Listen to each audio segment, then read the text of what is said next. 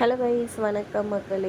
Latest ப்ரோமோவில் பார்த்தீங்கன்னா இங்கே சண்முகம், கார்த்திக் எல்லாம் வந்துட்டு இங்கே ரம்யா வந்துட்டு பார்க்குறாங்க. அண்ணமும் இருக்கிறாங்க.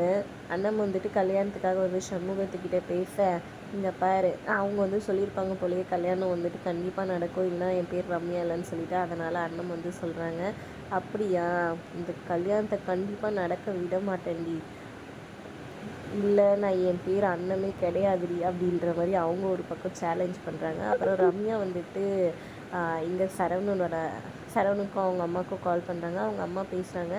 என்னாச்சுமா அப்படின்னு சொல்லி கேட்க, இந்த கல்யாணம் கண்டிப்பாக நடந்தே ஆகணும் அப்படின்னு அவங்க சொல்கிறாங்க. சரவணனோட அப்பா ஒத்துக்கிட்டாரா அப்படின்னு சொல்லி கேட்க, இல்லை அப்படின்னு சொல்கிறாங்க. உடனே வந்துட்டு கொஞ்சம் இதுவாக வராங்க, என்னடா இதை அவர் ஒத்துக்கலையேன்னு சொல்லிட்டு. அப்புறம் வீட்டுக்கு வந்த அண்ணன் வந்துட்டு சரவணனையும் அவங்க அம்மாவையும் பார்த்துட்டு, இங்கே பாருங்கள், எங்கள் மாமாவை அசிங்கப்படுத்தணும்னு நினைக்கிற யாரையும் வந்துட்டு நான் சும்மா விட மாட்டேன், சொல்லி வைங்க உங்கள் தம்பிக்கிட்ட அப்படின்ற மாதிரி கோபமாக வந்துட்டு சொல்லிகிட்ருக்குறாங்க. நம்ம அண்ணன் என்ன நடக்க போகுது, எது நடக்க போகுதுன்னு பொறுத்திருந்து பார்க்கலாம். எனக்கு தெரிஞ்சு எப்படியும் சரவணனுக்கும் ஒரு ரம்யாவுக்கும் கல்யாணம் நடக்க தான் போகுது.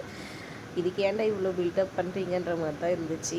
வீடியோ பிடிச்சிருந்தா லைக் பண்ணிக்கோங்க. நம்ம சேனலை மறக்காமல் சப்ஸ்கிரைப் பண்ணிக்கோங்க மக்களே. தேங்க்ஸ் ஃபார் வாட்சிங்.